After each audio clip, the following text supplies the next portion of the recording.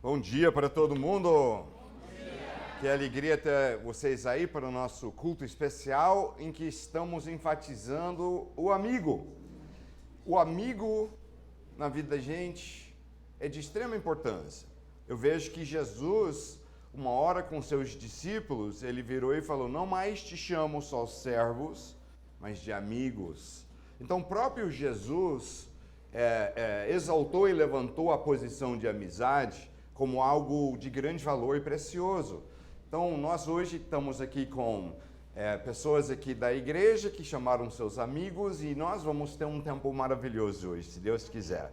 Eu vou ministrar da palavra de Deus, vou pedir só que nesse período, não fique usando celular, exceto para buscar a Bíblia, e vamos, não para me honrar, eu não mereço honra muito especial, diferente do que qualquer outra pessoa aqui, mas alguém que merece a honra nossa aqui se chama o Senhor nosso Deus. Então, nós vamos dedicar esse tempo para Ele e preparar para receber o que Deus tem para nós. Vai ser um tempo de bênção.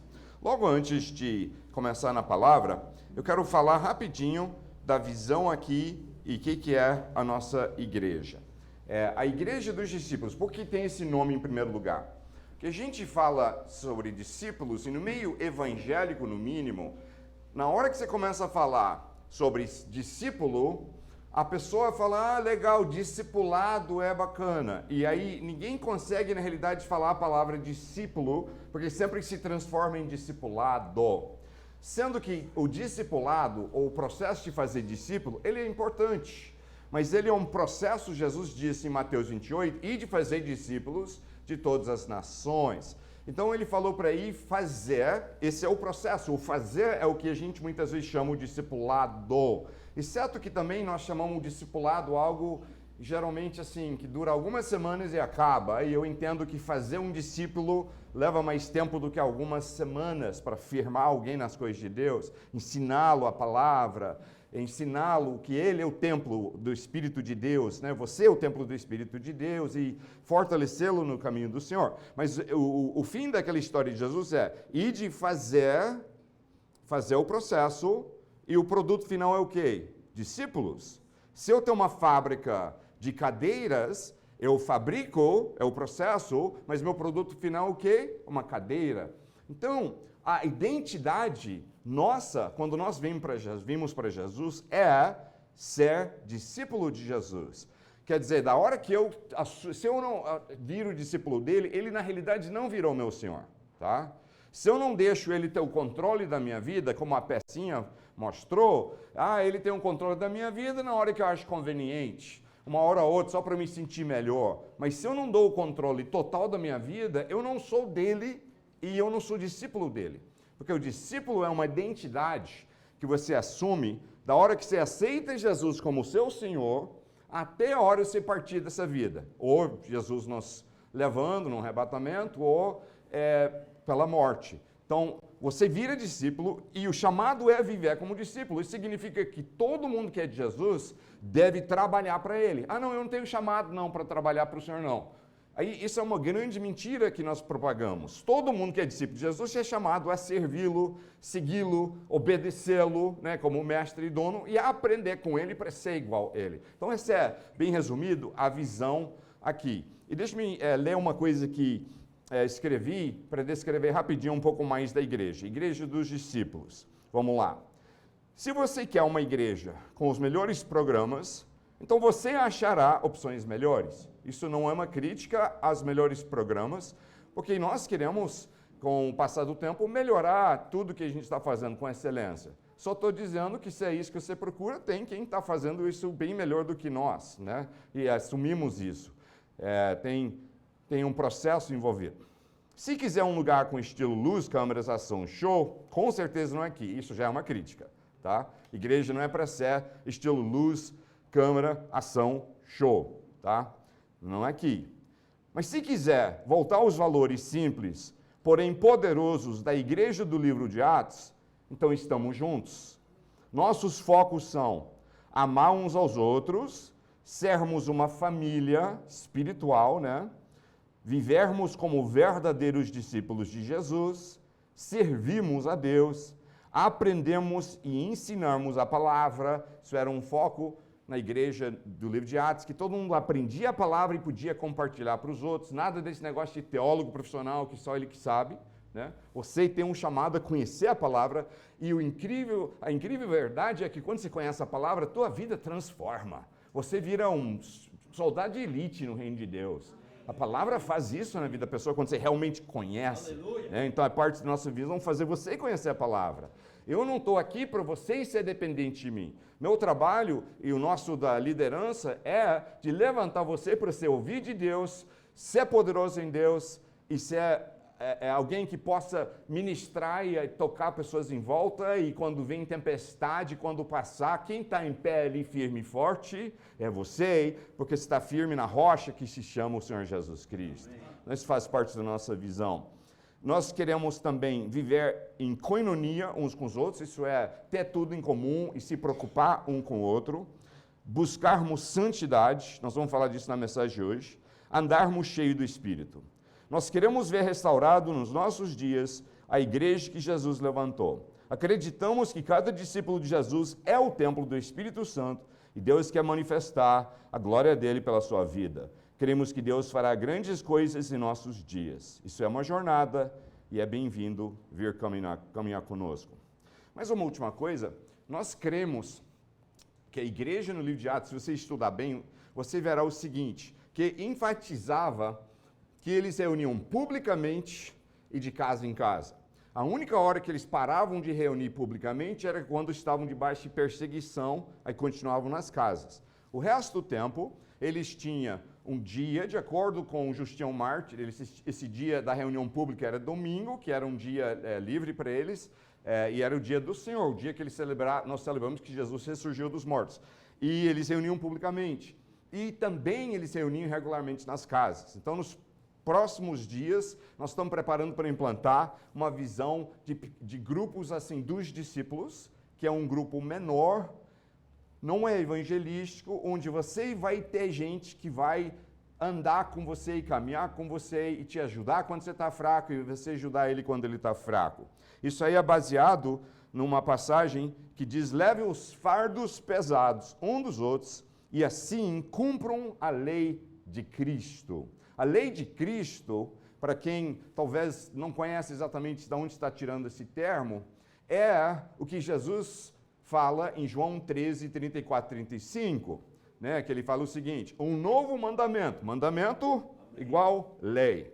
Um novo mandamento vos dou, que ameis uns aos outros como eu vos amei, assim saberão que são meus discípulos, se amarem uns aos outros como eu vos amei.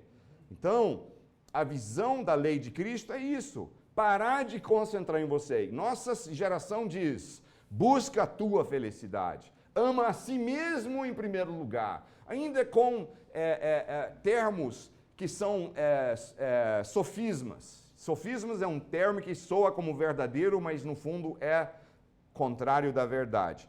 O sofisma tem que se amar primeiro para você ter a capacidade de amar os outros. Mentira. Tem que amar primeiro a Deus e os outros, e é isso que na realidade faz você poder amar você mesmo. Então o mundo tem tudo invertido, e ele te ensina a pensar em só você. E por isso que no mundo as pessoas estão tristes, miseráveis e sem verdadeiros amigos, porque todo mundo é egoísta, todo mundo pensando em si mesmo. Então, na visão do reino de Deus, você para de preocupar só com você e você começa a preocupar, em primeiro lugar, com os outros. A palavra fala isso, para colocar antes das suas vontades e necessidade, a necessidade do seu irmão em Cristo. Mas a beleza disso, fala, então, eu me mato, eu me abnego, eu fico sem cuidado e sem minhas carências serem supridas? Não. Pense no fato, se você gasta seu tempo priorizando mais algumas pessoas em volta de você, e você então, não, eu não vou pensar em mim, vou pensar neles, beleza. Mas pense no inverso do que acontece no reino de Deus. Agora tem um monte de outras pessoas fazendo a mesma coisa. Um monte de gente pensando primeiro em você. Aí que você tem suas necessidades e carências supridas quando vivemos o princípio de Deus, que é exatamente ao contrário do que o mundo ensina. Então nós vamos dar um curso sobre isso. Vai começar terça-feira que vem agora, 19h30 com oração e depois 20 horas começa o curso, aqui mesmo. Todo mundo aqui é bem-vindo, não tem custo. Esse curso durará 4 horas só, é uma introdução, 2 terças-feiras. Terça-feira agora e a outra terça-feira. E vai ser um curso para te ensinar e te preparar como viver essa lei de Cristo. Como carregar o peso do outro, mas entendendo que quando eu paro de preocupar comigo, é que eu sou mais cuidado do que nunca. E em seguida, nós estaremos preparando para lançar o que chamamos de grupo dos discípulos, que são grupos de 5 a 10 pessoas, máximo, que vão conviver juntos, um sempre preocupado com o outro, orando pelo outro, compartilhando com o outro. Coisa linda, coisa poderosa, nós vamos estar lançando em seguida. Então, te convidamos, terça-feira, né, 2 terças-feiras, é importante estar nas 2 vezes, está aqui conosco. Amém, amém? Amém. Vamos para a palavra. Quem esteve aqui semana passada vai lembrar que eu ministrei sobre algo que eu comecei a mensagem falando, que era uma das passagens bíblicas que eu menos gostava. Você tem passagem bíblica que você não gosta muito, se você é sincero? Tem pessoa, ai de mim, não, claro, eu gosto de todos, porque é a palavra de Deus. Sim, essa é a palavra certa, mas que tal a palavra honesta? Perdão, a resposta honesta? Né? A resposta honesta é que temos passagens que a gente não gosta muito, sim ou não? Sim. Sim. E eu ministrei sobre uma passagem dessa semana passada, que eu não gostava muito, mas Deus me revelou que era a fonte do incrível poder que o apóstolo Paulo vivia. Eu leio sobre o apóstolo Paulo no livro de Atos e fico assustado com o incrível poder de Deus que operava na vida dele. E ele, quando ele fala sobre espinho na carne dele, ele dá o segredo do poder que operava na vida dele. Quando eu entendi isso, eu amei a passagem. Eu vou ler uma passagem hoje, que era um dos concorrentes para uma das passagens bíblicas que eu menos gostava, tá? Então estou sendo sincero aqui. Só que depois que Deus me revelou o segredo dessa passagem, passei a amar também. Prontos para navegamos um tempo aqui na palavra de Deus? Amém? Amém? Nós queremos, assim, num culto, tem culto que foca no emocionalismo produzido e falso. Não somos a favor disso, né? Então você tem um extremo que tudo é feito para emocionalismo. Mas você também tem outro extremo que meio que inibe você, um certo culto de poder se expressar quando você quer. Nós aqui acreditamos em transparência, sinceridade, princípios que Jesus praticava e ensinava. Você poder ser livre, né? No meio evangélico, esse negócio de ser livre é meio engraçado, tá? Eu me lembro uma vez que eu fui num culto de terno e gravata. Eu estava usando gravata, que hoje eu não estou usando. Não gosto muito de gravata, porque eu tenho uma coisa aqui que eu não gosto nada me apertando aqui, tá? Quando abriram o meu pescoço daqui até aqui, para me operar 3 anos atrás, a maior agonia não foi a dor do corte, mas era de estar com um tubo saindo daqui, né, num lugar que eu não gosto que toca, mas Deus me deu graça e superei, né? Quase um mês no hospital com tubos no pescoço, mas Deus me deu graça e venci. Você consegue vencer qualquer coisa que você está enfrentando com a graça de Deus na sua vida, né? Mas eu fui de terno e gravata e o pastor, no gabinete dele antes do culto, falou, tira. E eu assustei, eu falei, tira o quê? Eu não sei do que ele está falando. Ele falou, tira esse terno e gravata, tira, no mínimo a gravata, tira. Eu falei, beleza, então eu tirei e tal, guardei. Ele falou, aqui a gente é livre. Sacaram, né? Ali não é livre, porque se fosse livre, tanto faz usar terno e gravata ou não usar, se somos livres, né? Mas a liberdade dele era fazer as coisas de um jeito, né? E eu fui num culto, numa outra linha, estilo de igreja, sem terno e gravata, de roupa social normal, e o obreiro, eu era o pregador da noite, o obreiro quase não quis me levar para o púlpito lá em frente. Olhou assim, você, pregador da noite? Sou eu. Falei, tá bom, vamos lá. E foi com muita pouca graça me levar, porque a liberdade dele também dizia que eu tinha que ter terno e gravata, né? Mas assim, liberdade no Senhor mesmo, nós queremos chamar para ter. Então, na questão de se expressar, agora na palavra, se você sente alguma coisa, você pode dizer amém, glória a Deus, isso mesmo, bater palmas, rir, chorar. Se fica à vontade, não é uma coisa produzida, né? Mas também não é inibida aqui. Nós temos liberdade para você se expressar. Combinado? Combinados. Vamos lá. Nós vamos estudar hoje sobre o tema chamado o grande temor do Senhor. Todo mundo fala para a pessoa do seu lado essa sentença. O grande temor do Senhor. Tá bom, primeira coisa, vamos definir isso. O que é o temor do Senhor? Tem que ter medo de Deus, é isso? Como é que bate isso? Deus que é um Deus de graça, misericórdia, tão bonzinho, e eu tenho que ter medo dele? É medo? Bem, vamos lá. A palavra no grego, começando com a palavra no hebraico, a palavra no hebraico é yirá, tá? Que seria o medo ou reverência. Eu não sabia quando eu tinha 10 anos de idade o que era reverência, porque um dia eu estava, que meu pai era o pastor da igreja, então o filho de pastor ficava longas horas ali no campus da igreja, enquanto o pai estava lá aconselhando alguém, terminava o culto e a gente não ia embora, estava lá com alguém, a gente tinha que se entreter.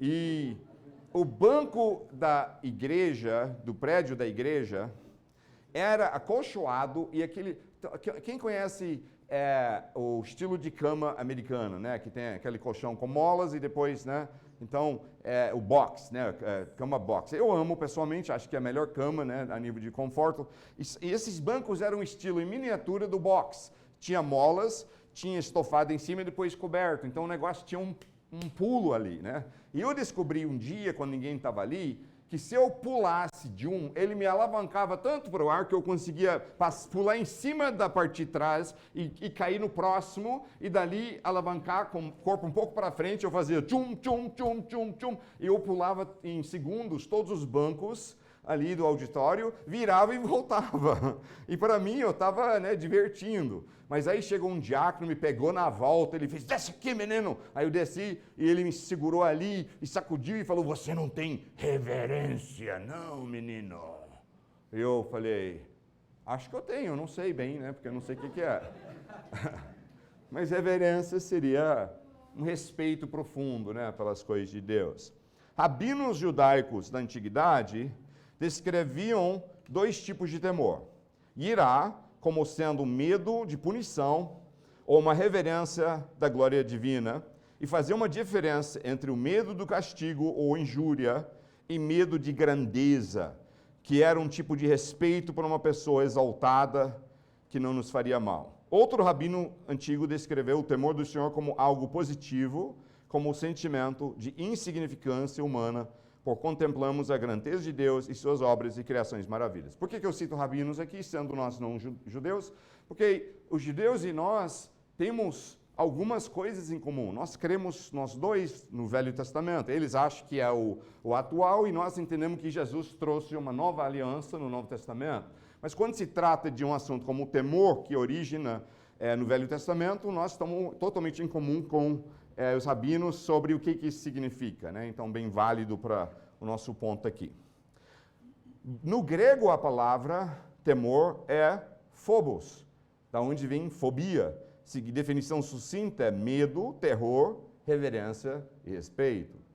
Então, agora vamos lá, a passagem que eu citei, que não era um dos meus favoritos. É em Atos, capítulo 5, começando no versículo 1. Atos 5, começando no versículo 1, diz o seguinte. Deixa vocês acharem. Atos, capítulo 5, versículo 1 a 11. Bom? Um homem chamado Ananias, com Safira, sua mulher, também vendeu uma propriedade.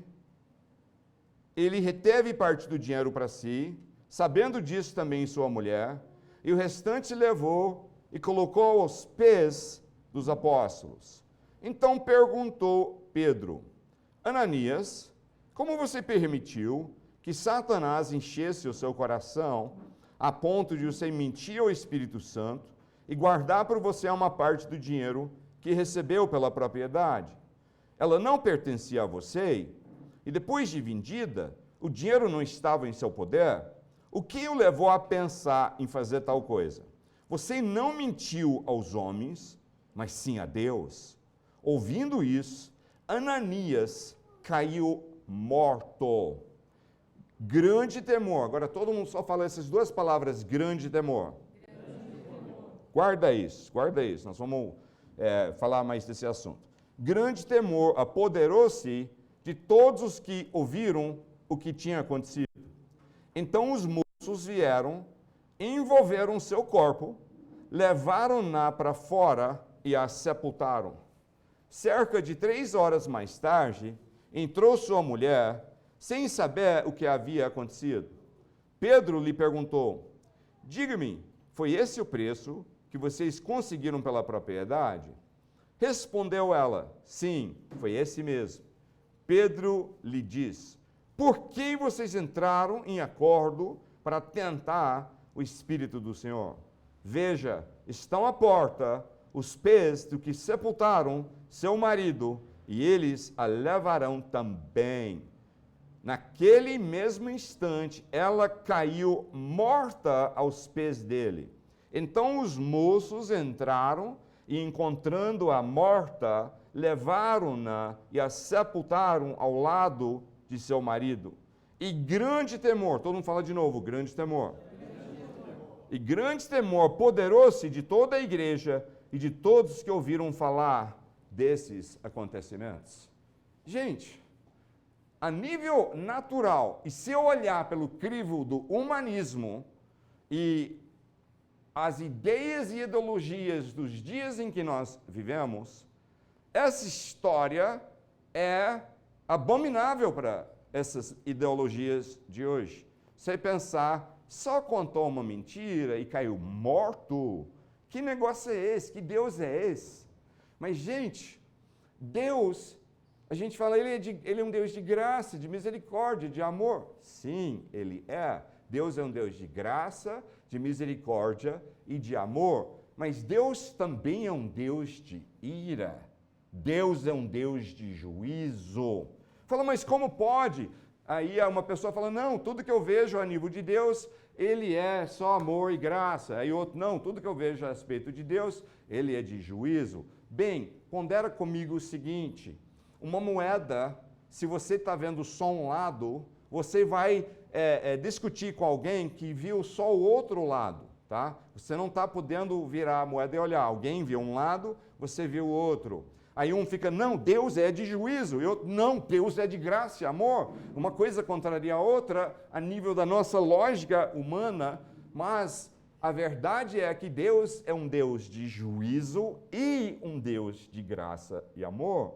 São dois lados da mesma moeda.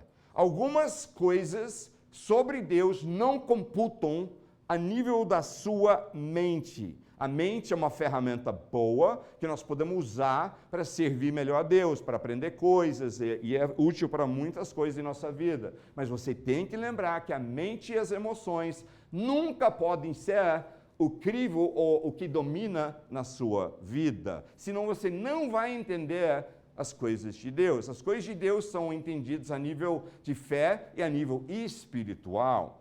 Eu não vou entender a nível do crivo da minha mente algumas coisas, que Deus pode ser graça e amor, e Deus pode ser um Deus de juízo e de punição e de ira. Mas o fato é que esse princípio não é tão difícil de entender. Meu pai está sentado aqui.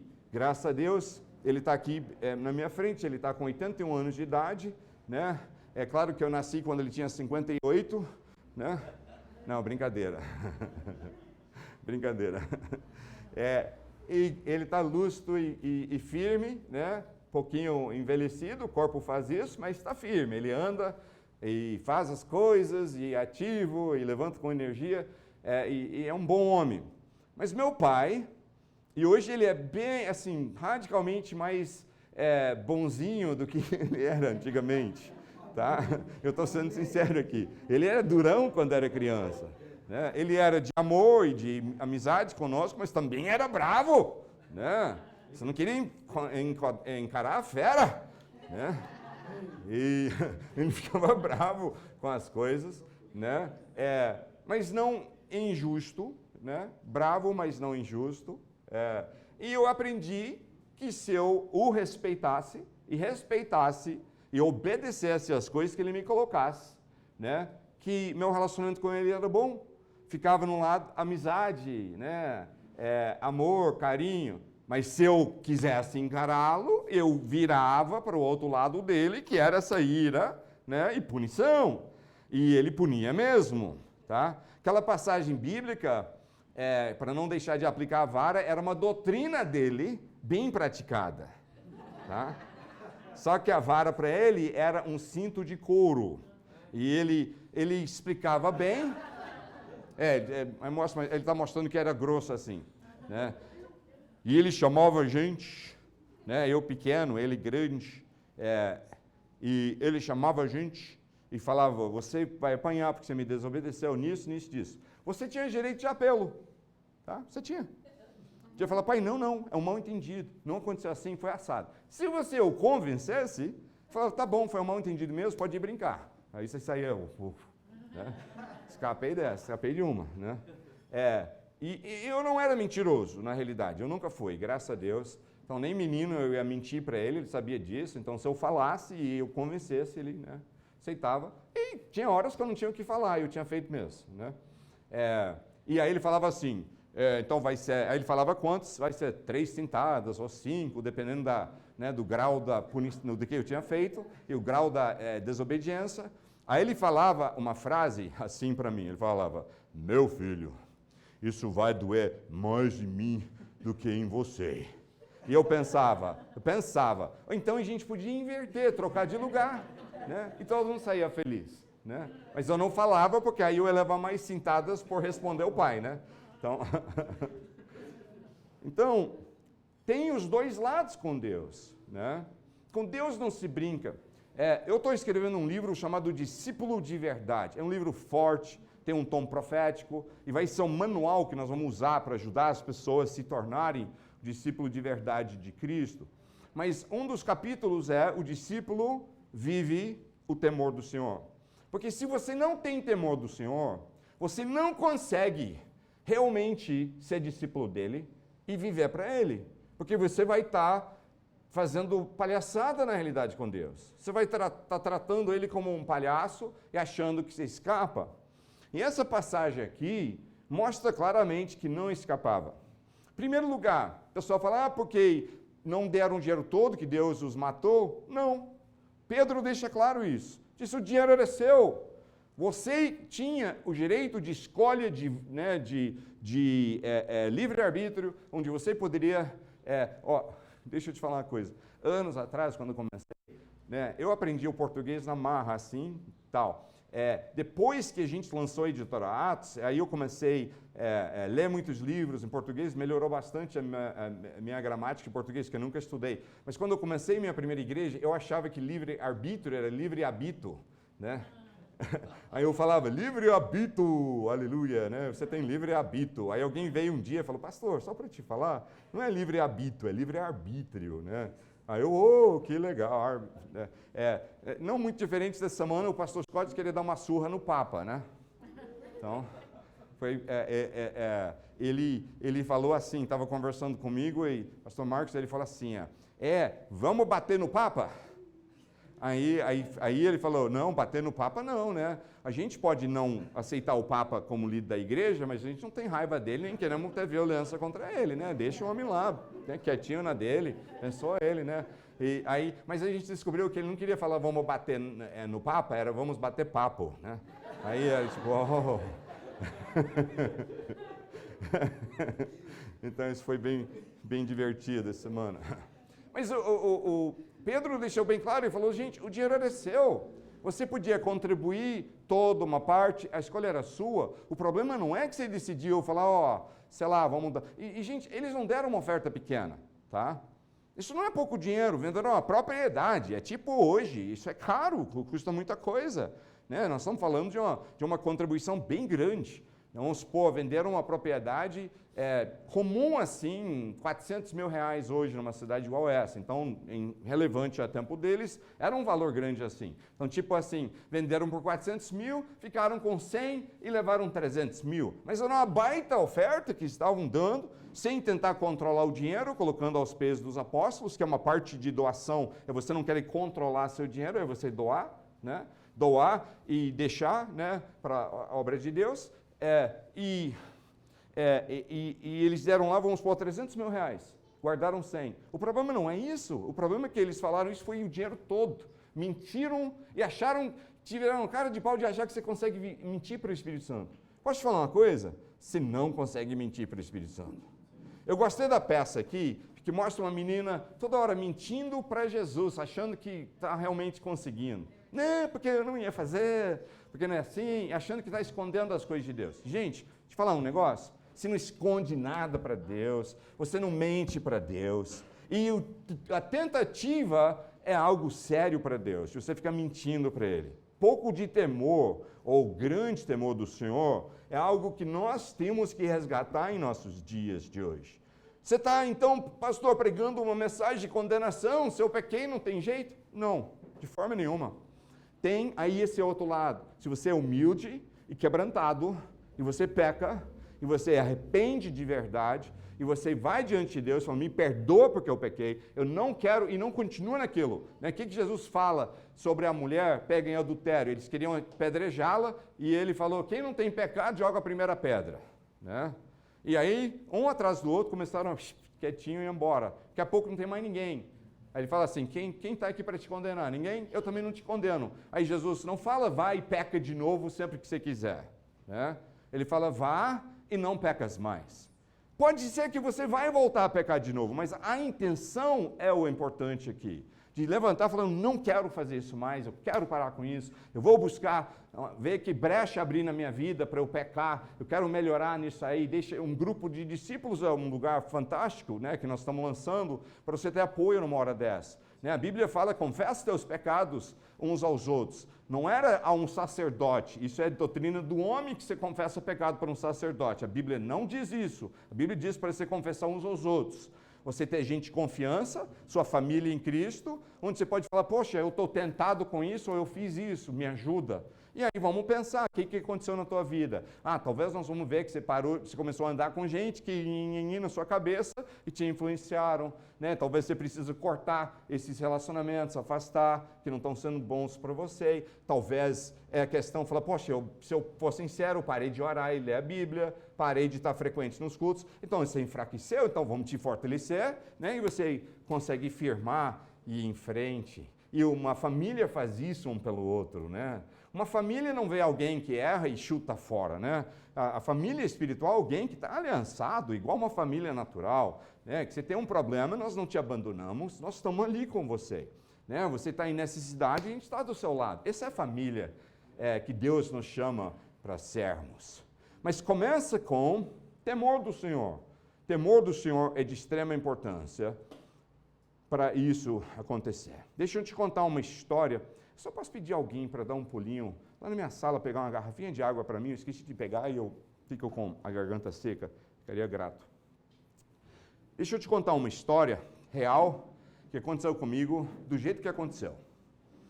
Eu sou amigo de alguns líderes de ministérios grandes no Brasil, bastante amizade, de longa data, onde eles falam, né? Eu já tive chamado pelo líder de uma denominação com 2.000 igrejas e a sede com 35 mil membros, ele me ligou e falou, eu tenho que viajar, eu quero que você venha aqui, prega nos 7 cultos do fim de semana e cuide da minha igreja, porque eu confio em você.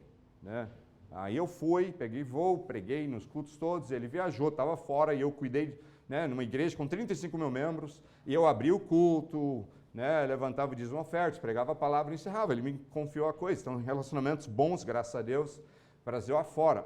E esse bispo me falou uma vez, ele falou, se você tiver alguém que você acha que é um homem de Deus, uma pessoa cheia do Espírito Santo, que você queira, obrigado, que você queira chamar para algum evento grande nosso, que a gente faz eventos grandes de vez em quando,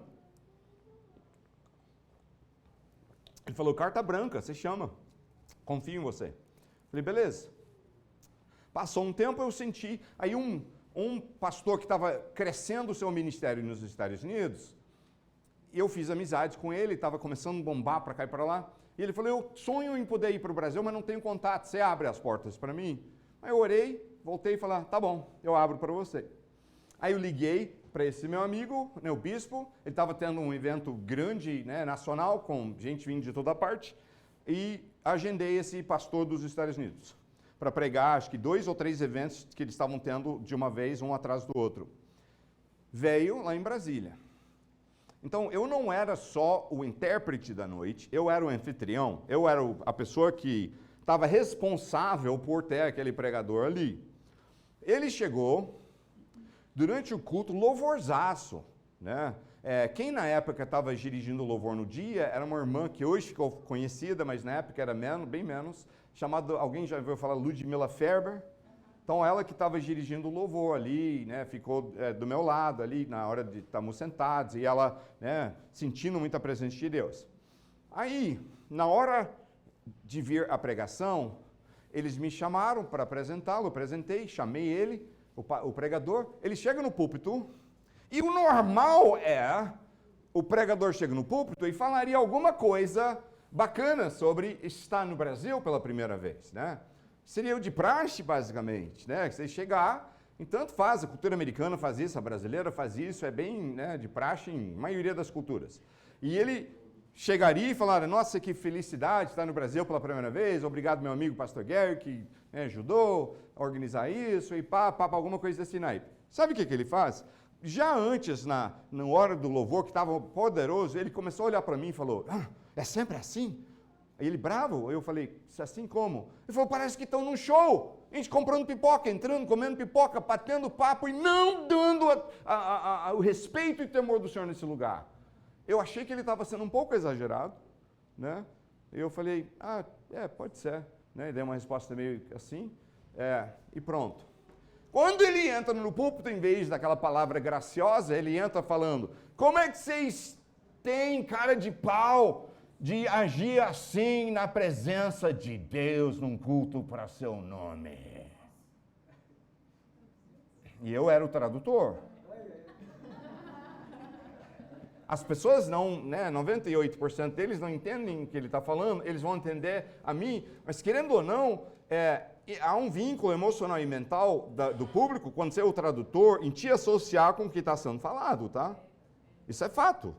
Acontece sem ninguém querer. Então, eu tive uma tentação muito grande de falar algo assim. Que alegria estar no Brasil pela primeira vez. Amo vocês. Vocês são lindos, né? Mas, por integridade, pensei, poxa, esse pastor nunca mais vai confiar nada em mim, mas eu vou morrer fazendo o correto, né?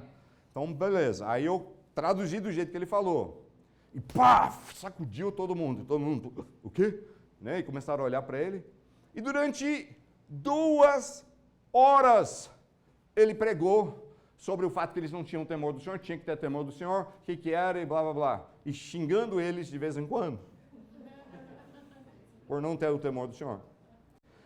No final ele fala assim, quem quer vir aqui na frente e arrepender publicamente do pecado de arrogância espiritual, gente, vir aqui na frente de todo mundo e confessar que você é arrogante espiritualmente, você se acha, e quer vir aqui arrepender. Quando ele falou, eu vou te ser sincero, até essa hora do campeonato, a altura do campeonato, Deus tinha mexido tanto comigo que eu estava assim, eu acho que é eu, né? Eu tinha ido lá, eu tenho que ser sincero, eu acho que eu estava, né, julgando ele. É duro o jeito que ele fala, mas era de Deus. Deus estava usando ele. Tem hora que tem que ter castigo na igreja. Um dos motivos que grande parte da igreja evangélica é doente hoje, porque ninguém repreende nem castiga. Porque se repreender ou castigar, a pessoa, estou fora, eu vou numa igreja que só me paparica o tempo todo, né? Para o seu mal. Quem sofre com isso é você que foge, né? É claro que há um equilíbrio, não, né? Tem que ter encorajamento e edificação, mas tem hora para repreensão, tá? E eu pensei na hora, falei, poxa, precisava ser eu, só não vou porque eu estou aqui traduzindo, e continuei. 1/3 daqueles milhares de pessoas, no mínimo, vieram correndo para frente.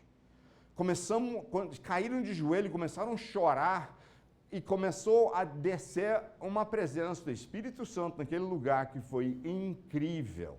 Como Deus é meu testemunho, encheu aquele lugar de um som, de um vento impetuoso, que é a palavra no livro de Atos, né? De um vento impetuoso encheu aquele lugar, um barulho assim, de vento forte passando. E não passava. Ficou 1 minuto. Aí, para ser honesto, a gente não queria chegar lá e falar do vento, o som, e de repente descobrir que era um avião, coisa natural. A gente tinha essa integridade, nós não queríamos, né, explorar algo de uma forma errônea. Então, nós paramos ali, enquanto todo mundo está chorando, orando, e o vento passando muito forte. Nós corremos, perguntamos ao pessoal de som, tem alguma coisa no som fazendo isso? Falou, nada. É um avião? Não, nem rota, não tem avião. Alguma coisa natural? Nada. Aí voltamos e reconhecemos que aquele vento era o Espírito Santo varrendo aquele lugar.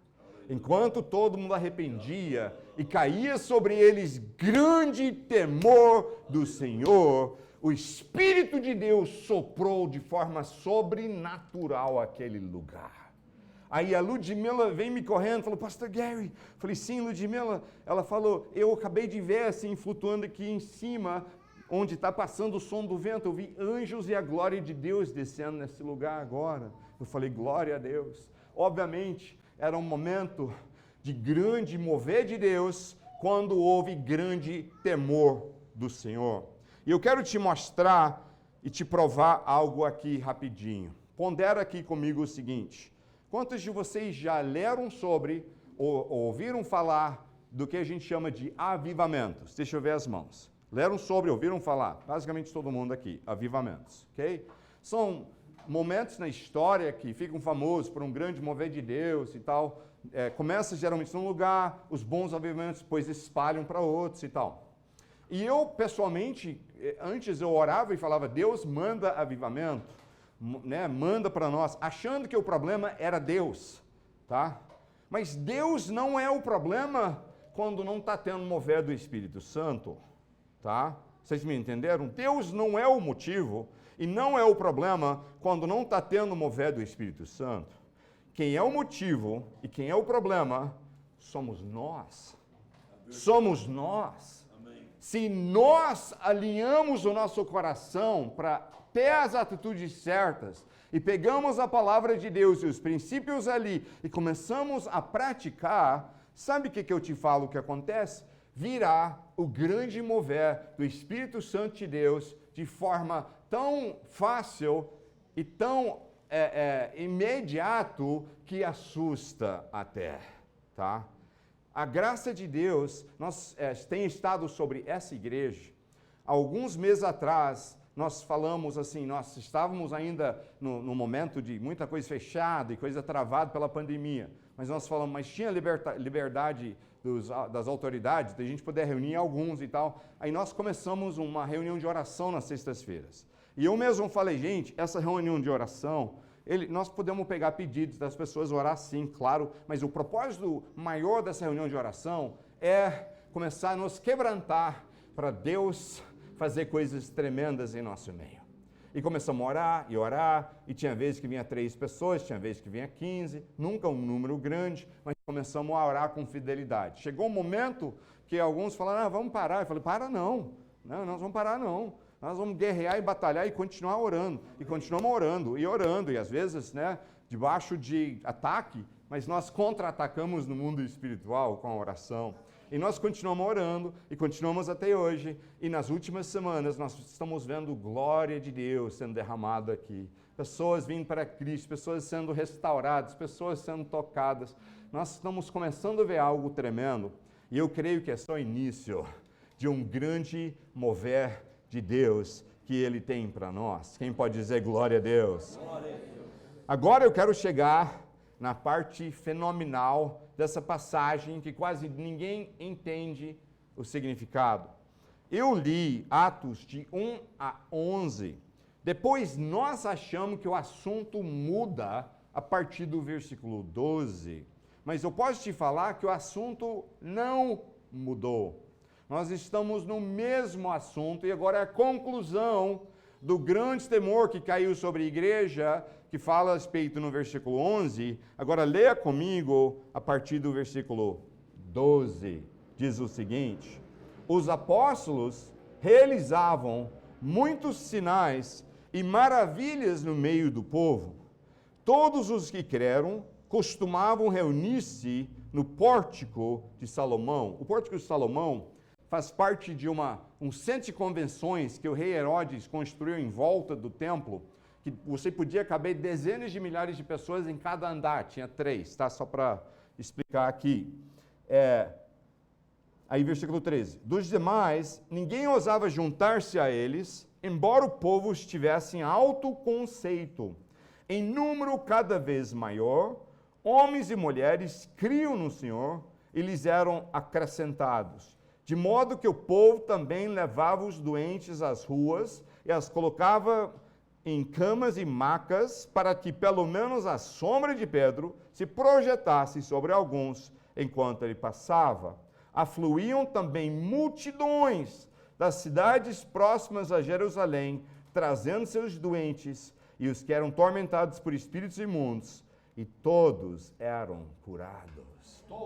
Meus irmãos, eu te declaro que o que desencadeou esse grande mover de Deus com milagres, maravilhas e sinais foi o grande temor de Deus que caiu sobre o povo, porque grande temor libera grande mover de Deus.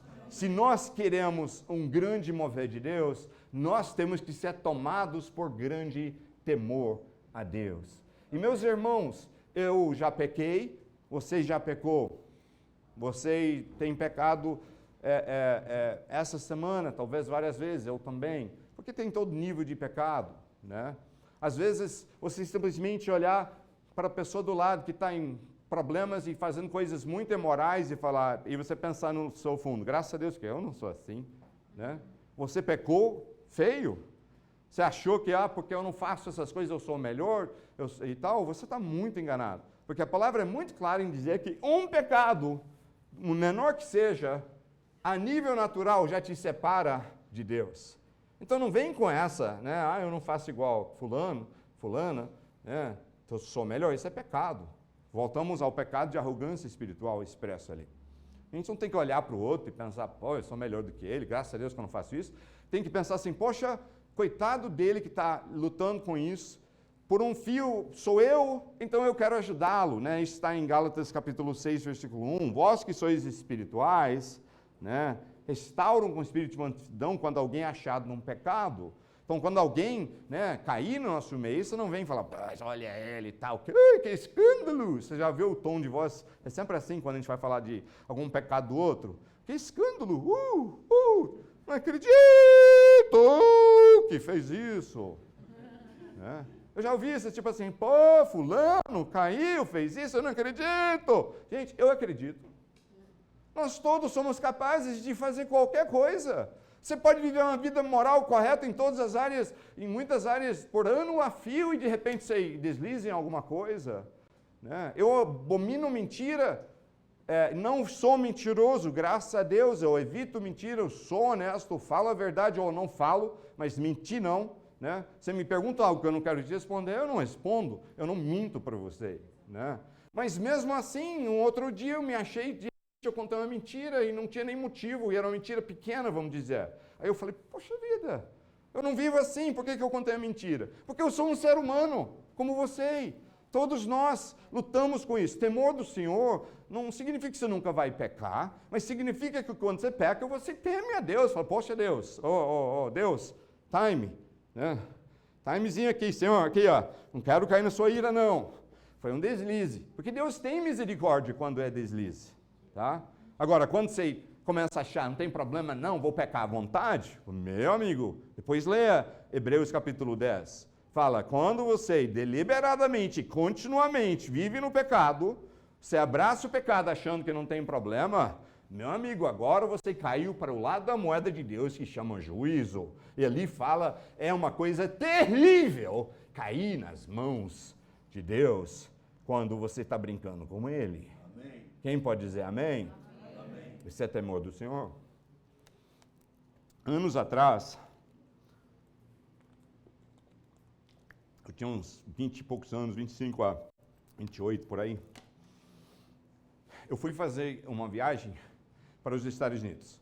Na época, meu dinheiro era curto, e eu comprava passagem pela companhia aérea que oferecia essa passagem mais barata.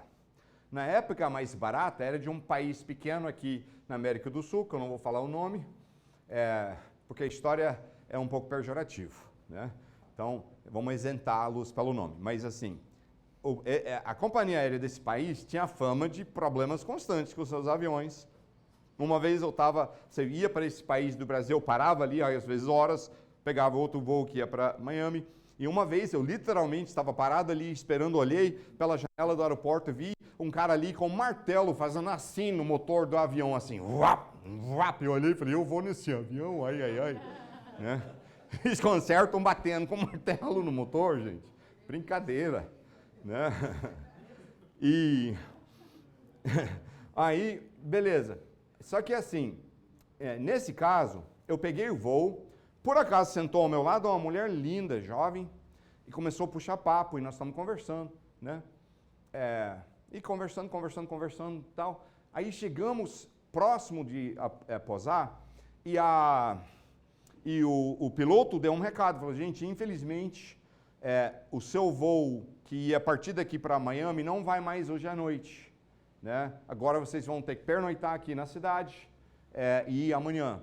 Então a companhia aérea vai te dar voucher para jantar, café da manhã, e um hotel bom, fica tranquilo, então vamos te levar lá e tal. Beleza, ok. Desci do avião, aquela mulher linda, a gente já estava conversando, descemos junto conversando. Né? Em espanhol, inclusive, ela era de língua espanhola. Né? Aí eu estava falando com ela espanhola, nós descemos, blá, blá, blá, né? Aí fomos, chegamos na van, fomos juntos, chegamos no hotel, fila juntos, esperando pegar, né, a chave dos nossos quartos respectivos. Nessa hora, essa mulher, conversando comigo, ela olhou para mim e ela falou assim, aqui, depois da gente pegar as chaves, vem para o meu quarto para a gente continuar conversando.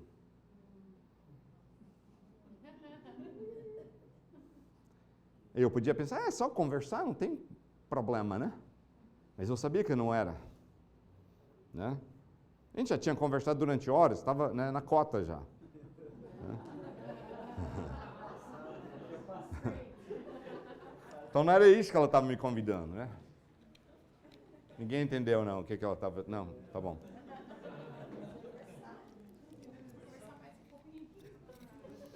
Vamos conversar mais um pouco. Uhum.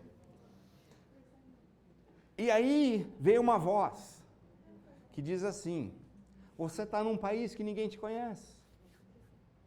Ninguém está viajando com você, está num país que ninguém te conhece. A voz falou assim, ninguém vai saber o que aconteceu hoje à noite. Aí eu pensei, é mesmo. O início da queda é você começar a concordar com o que é errado, passinhos primeiro. Não é um pulo, geralmente não. Geralmente antes veio alguns passos que você foi dando, aceitando, passos para depois cair. Aí de novo a voz falou, então, ninguém vai saber. Eu falei, é mesmo, ninguém me conhece aqui, né? Aí a terceira vez que aquela voz começou a me lembrar que ninguém me conhecia ali, que ninguém ia saber o que acontecesse ali, eu caí assim, me bateu um negócio assim que eu falei, não, isso tudo interno, né? Eu não estava falando não, mas eu estava assim, falando com Deus internamente. Aí bateu em mim assim, não, o temor do Senhor tomou conta de mim. Falei, tem alguém que sabe o que eu vou fazer aqui hoje? Tem alguém que me conhece aqui e chama-se o Espírito Santo de Deus? E eu tenho que honrá-lo, por mais que tudo que eu sou, todos os meus hormônios estão me falando para ir para um caminho, mas eu não quero ir para o inferno. Eu não quero, porque assim, não, também pecou uma noite. Gente, geralmente você abre uma porta e muitas vezes já é o deslize, morra abaixo, né, na sua vida. Fica muito difícil depois você voltar atrás. E isso poderia acontecer comigo. Então eu falei, não, eu não posso, eu não vou fazer isso. Aí eu, assim, né, peguei minha chave primeiro, por acaso, assim, eu estava na frente, peguei minha chave, aí a menina foi pegar, e eu virei, eu fui mal educado, porque eu não despedi dela, eu não falei mais nada, e eu saí correndo, eu subi para o meu quarto, eu entrei no meu quarto, rápido para chegar lá antes que ela pudesse chegar no andar, eu tranquei minha porta, todas as trancas que tivesse eu trancava, tá? Tipo assim, se tivesse 10, eu ia trancar todos. Chumba, chumba, chumba, chumba, chumba, chumba, chumba. Tá trancado aqui. Ninguém entra. Eu fui ali, caí de joelho lá da cama e Deus, eu te amo mais do que minha vontade própria. Me ajuda aqui, me enche com seu espírito. Sabe o jeito de vencer pecado? Temor do Senhor. E segundo, se enche com a presença de Deus e a palavra de Deus. São mais fortes do que a tentação. E eu caí ali em oração, acabou virando um jejum, porque eu tinha um voucher para jantar, mas eu pensei, aí vai que eu encontro ela ali, ela começa o papo de novo, né, e tal. Então eu fiquei de jejum, eu larguei meu voucher ali, e assim, na época, eu era um missionário pobre, né, e ter um jantar num hotel, né, de luxo ali, o que eu quisesse, era, né, fora, né, só a fome, mas era tipo assim, nossa, eu vou aproveitar, vou pegar o filé mignon melhor, vou pegar não sei o que você podia, mas eu larguei e fiquei ali sem jantar, orando, fui dormir, e quando eu levantei de manhã, eu levantei, abri as coisas e vumba, eu fui assim, né, para baixo, acabamos não ficando com assentos juntos no próximo voo, e eu fiquei livre por um negócio chamado temor do Senhor. Amém. Temor do Senhor. Muito bom. Eu não quero ir para o inferno, gente. Deus, eu quero ficar do lado de Deus e ser amigo dele gostar de mim, dele ter graça comigo, dele ter misericórdia. Nesse lado, se eu pecar, eu falo com ele, me perdoa, Senhor, e ele perdoa. E o juízo dele não cai sobre mim. Existe uma diferença com Deus entre pecar e viver no pecado. Então, você pecou, beleza, fala com Deus. Você está vivendo no pecado, meu amigo? Você tem que cair de joelho rápido, chorar e arrepender e sair daquilo, porque não é brinquedo, minha gente. Não é brinquedo, tá? Isso aqui que Deus está falando. Nós queremos que Deus age poderosamente em nosso meio, então que volte em nós grande temor do Senhor. Tem que levar Deus a sério. Esse Jesus, o gênio da garrafa, que virou um evangelho falso por aí. Vem para Jesus, só faz seus pedidos e plimba, plimba, plimba, ganha tudo que você quer, fica riquíssimo. Gente, Deus faz e deixa pessoas serem ricos no reino de Deus. Nós não acreditamos num voto de pobreza. Mas a doutrina que só vem para Cristo você vai ser rico é uma mentira, não é assim, tá? Deus vai cuidar de vocês, sim. Deus não deixa você passar fome se você é dele, né? Ao menos que seja de propósito para uma causa. Eu já passei fome, mas não porque Deus não cuidou de mim, é porque eu fui pregar num lugar que não tinha comida, né? E paguei esse preço pela causa, né? Mas Deus, no sentido de me deixar, né, passar fome, já não deixa, né? Ele cuida. Eu já tive vezes que eu não tinha dinheiro para comer, e Deus sempre cuidou, Deus sempre me deu uma refeição, Deus sempre, né, cuida da gente. Deus pode te prosperar e quer te prosperar se você pratica princípios financeiros bíblicos e se você não for ganancioso e você vai usar o que você tem para o reino. E, gente, a gente pergunta, tem que dar dízimo? Gente, dízimo para quem está na nova aliança é o mínimo, tá? Eu tenho que dar dízimo? O seu coração já está errado em perguntar isso. Você já está mostrando um coração errado. Eu tenho que dar dízimo? Não, eu posso dar mais do que dízimo? Aí sim é a pergunta. E pode. Dízimo é o padrão básico, tipo, é o início das coisas, né? Eu tenho um propósito, eu dou mais do que 10% da minha vida toda, eu tenho um propósito de dar mais de 50% nos próximos anos para a obra do Senhor. Não é dízimo não, gente, isso é brinquedo, tá? Se Deus te prospera, mais é para você dar mais, né? Não é o mínimo não é o padrão mínimo, é assim que Deus age. Isso é temor do Senhor também na área financeira. Mas a gente tem que entender da incrível bênção que é ter o temor do Senhor. Deixa eu só te ler umas passagens aqui rapidinho, você não precisa abrir. 1 Romanos 2, 5 a 11 diz o seguinte: Contudo, por causa da teimosia e do seu coração obstinado, você está acumulando ira contra você mesmo, para o dia da ira de Deus, quando se revelará o seu justo julgamento. Deus retribuirá a cada um conforme o seu procedimento. Tem níveis de galardão e níveis de juízo também. Um assunto para outro estudo, mas tem muitas passagens bíblicas que mostram isso, tá? Então, de acordo, né, com o seu procedimento, que Deus vai fazer a você no juízo. Ele dará vida eterna aos que, persistindo em fazer o bem, buscam glória, honra e imortalidade. Mas haverá ira e indignação para os que são assassinos de um monte de gente, que são estupradores e terríveis em tudo que fazem. É isso que fala aqui? Não. Aqui fala assim, mas haverá ira e indignação para os que são egoístas.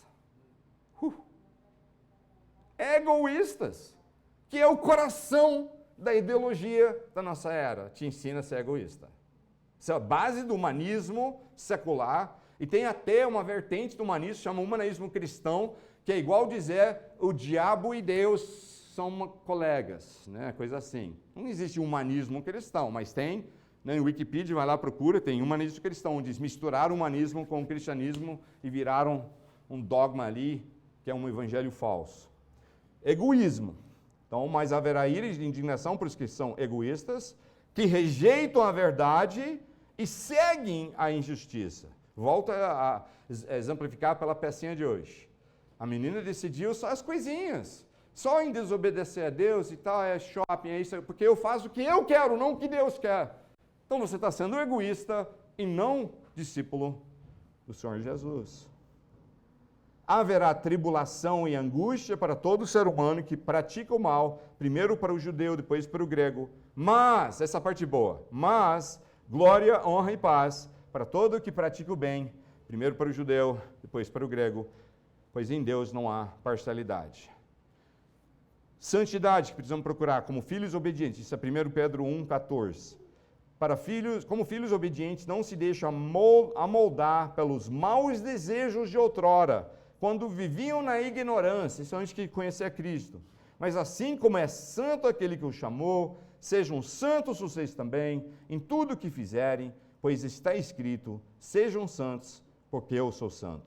Uma vez que vocês chamam Pai, aquele que julga imparcialmente as obras de cada um, portam-se com temor durante a jornada terrena de vocês. Porta-se com temor durante essa jornada terrena. Mais uma passagem que diz, 1 Pedro logo em seguida, mas assim como é santo, é só enfatizando a realidade, sejam santos porque eu sou santo. Então a gente é santo porque ele é santo. Promessas que a gente ganha pelo temor do Senhor. Gênesis 22, 12 diz, não toque no rapaz, diz o anjo, não lhe faça nada. Isso é falando para o filho de Abraão, quando ele vai matá-lo, porque Deus manda. Ele fala, não lhe faça nada. Agora sei que você teme a Deus, porque não me negou seu filho, o seu único filho. Quem teme a Deus dá tudo que tem. Pare de querer controlar. Você entrega tudo, seus projetos, seus planos, sua carreira, tudo. Se você teme a Deus, você dá. Ai, que horrível, pastor, que negócio ruim está falando, um evangelho desse eu não gosto. Mas esse é o evangelho que te dará também vida com abundância, e bênção, e vida eterna, e a graça e o favor divino sobre sua vida. E meus amigos, entregar a minha vontade, viver para Jesus, pela troca de ganhar favor divino, nem compara em que a gente ganha com aquilo que a gente entrega, tá? Todo mundo quer custo-benefício. Se eu gasto 20 mil reais para um carro, eu quero um carro bem bom para 20 mil, eu quero custo-benefício.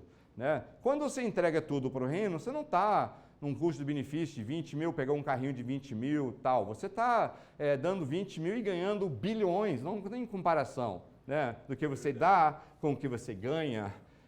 Com Deus. Isso que você tem que lembrar. Jesus falou isso. Ele falou assim, quem acha o reino de Deus, ele é igual um cara que achou um campo que tinha um tesouro incalculável ali, bilhões. e ele vai, vende tudo que ele tem, conseguiu dinheiro para comprar o terreno, porque aqui dá legalidade dele ficar com o tesouro que está ali. Se ele é dono do terreno, é dele na lei. Então ele tem que ser dono, ele não pode só pegar. O terreno é dos outros. Magistrados vão ver que ele está rico, de repente vão lá investigar e vão tirar dele. Então ele vende tudo que ele tem, ele vai lá, sei lá, tudo que ele tem, comprou aquele terreno de 400 mil reais, comprou, agora tem bilhões de volta. Então o próprio Senhor Jesus faz essa comparação, tipo, você dá isso e ganha tanto de volta que nem se compara. Então compensa. Provérbios 9:10 diz, o temor do Senhor é o princípio da sabedoria e o conhecimento santo é entendimento. O temor do Senhor é o princípio da sabedoria. Quer ser sábio?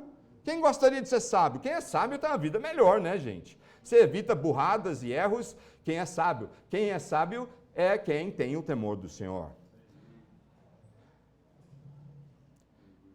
Salmos 19 diz, os preceitos do Senhor são justos e dão alegria ao coração. Os mandamentos do Senhor são límpidos e trazem luz aos olhos. O temor do Senhor é puro e dura para sempre. As ordenanças do Senhor são verdadeiras, são todas elas justas. Então o temor do Senhor traz alegria para o seu coração, não medo e, né? É medo, oi que horrível. Não, o temor do Senhor traz alegria, paz, luz, sabedoria, bênção. Não é uma coisa ruim na sua vida, temer a Deus, é o início de tudo que é bom na sua vida, temor do Senhor. Salmos 34 diz, temam o Senhor, vocês que são os seus santos, pois nada falta aos que temem. Os leões podem passar necessidade e fome, mas que os que buscam o Senhor de nada têm falta. Quem teme o Senhor não terá falta de nada, diz aqui. Que promessa linda! Mas duas promessas aqui para a gente encerrar. Provérbios 19:23. O temor do Senhor conduz à vida. Quem o teme pode descansar em paz, livre de problemas. Quem teme o Senhor descansa em paz e é levado à vida. Quando você teme a Deus, não é morte por temer, é vida que é liberado. E a última questão, de como colocar isso em ação. Filipenses 2:12 mostra que ter o temor do Senhor é um processo diário, tá? Assim, meus amados, como sempre vocês obedeceram, não apenas na minha presença, porém muito mais agora na minha ausência, ponham em ação a salvação de vocês com temor e tremor, pois é Deus quem efetua em vocês tanto querer quanto realizar, de acordo com a boa vontade dele. Está lutando para conseguir viver para Deus mesmo? Está dizendo aqui, ponha temor na tua vida de novo. Teme a Deus, tenha temor e tremor, e isso te ajuda a desenvolver uma vida de discípulo e salvação. Glória a Deus, gente. O grande temor, meus irmãos, trará em nosso meio o grande mover de Deus. Alguém está com fome de ver Deus agindo na sua vida, em nosso meio? Então eu quero ter um tempo agora. O que aconteceu? Alguém está com fome? Já está vindo. É quase a hora. É 11h50. É 11 alguma coisa. Meu negócio fechou aqui. É 11h52. Então já está quase na hora de comer. Já está vindo. Eu vi as carnes são marmorizadas, que é aquele gordurinho no meio. Nossa, tão lindas. Acho que nós vamos sofrer para Jesus hoje.